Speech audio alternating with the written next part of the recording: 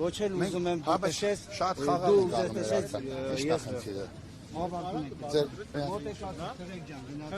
Սրեք անցեց առածանը, Ճիշտ է։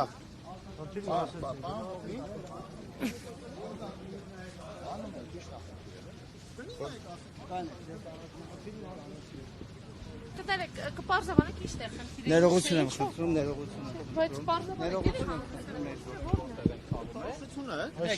Քաղաքական ակցիայով մինչև 100 հոգի մարդիկ Չենք ավարտել, ժամը քաղաքական ակցիայով մի հատ շահորնոց քաղաքական ակցիայի տրամաբանությամբ եթե մինչև 100 հոգի է, այստեղ մինչև 100 հոգի է, մենք իրավունք ունենք դա խաղաղ իրականացնել ու մենք խաղաղ իրականացրել ենք չէ խաղաղ է քանի դեռ դուք չեկաք Բայց ձեր իրա պարտականությունն է պարտականությունները լավ գիտեք լավ գիտեք պետք չի որ ինձ քաղաքացիների տեսանկյունից միակ բանը որ ստեղ եղել է որ կինը եկավ ու մենք ձեզ խնդրեցինք իրան ոչ մի բան չասելով դուք արեցիք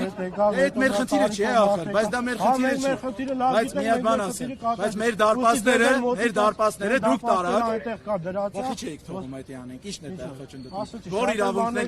մենք որ օրենքի որ կետնենք խախտել ինձ խնդրում եմ հղում տվեք դե որ չենք խախտել խի խոչընդոտում ապօրինություն մենք էլ հույսով ենք որ մեր ոստիկանությունը պետքա մեզ օգնի որ չխոչընդոտեն Դուք մեզ եք խոչընդոտում, Պարոն փոխգնդապետ, դուք հստակ ասեցիք, որ մենք որևէ կարգ ու որևէ օրենքի կետ չենք խախտել։ Բա ինչ եք մեզնից ուզում, դուք ձեր գործունեությունը ծավալեք։ Գնացեք ձեր մուտք տշորներին պահեք, ինչ գործ ունեք մերել։ Ուրա դա։ Գոլերը հետ ուղեք, գոլերը։ Ուշադրություն ֆիքսեք, որ գոլերը տարել են, որ մյուս քաղաքականները մուտք տշեն։ Բոլորդ ֆիքսել եք, չէ՞։